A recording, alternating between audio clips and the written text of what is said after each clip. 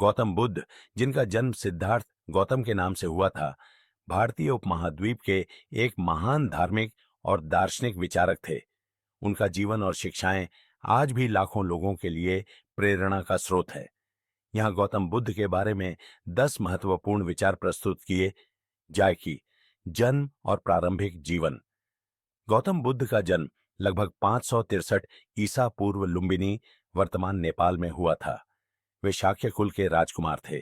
उनके पिता राजा शुद्धोधन ने उन्हें एक सुखद और ऐश्वर्यपूर्ण जीवन देने का प्रयास किया, लेकिन सिद्धार्थ ने बाहरी दुनिया की वास्तविकताओं को जानने के बाद राजसी जीवन को त्याग दिया।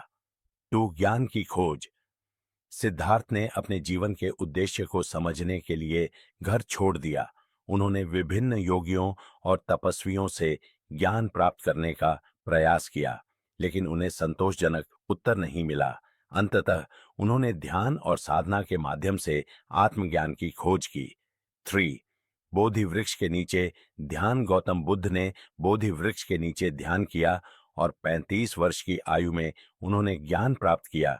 इस अनुभव के बाद वे बुद्ध कहलाए, जिसका अर्थ है जागृत या ज्ञान प्राप्त करने वाला। यह क्षण उनके जीवन का सबसे महत्वपूर्ण मोड़ था। 4 आर्य सत्य। गौतम बुद्ध ने अपने ज्ञान के आधार पर 4 आर्य सत्य प्रस्तुत किए। दुख का सत्य। जीवन में दुख अवश्य है। दुख का कारण तृष्णा और इच्छाएं हैं।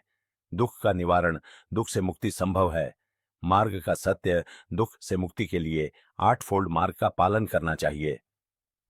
पाब 8-फोल्ड मार्ग। बुद्ध ने दुख से मुक्ति के लिए 8-फोल्ड मार्ग का वर्णन किया, जिसमें सही दृष्टि, सही संकल्प, सही वाणी, सही क्रिया, सही आजीविका, सही प्रयास, सही ध्यान और सही समाधि शामिल हैं। यह मार्ग व्यक्ति को मानसिक और आध्यात्मिक विकास की ओर ले जाता है। चेक कर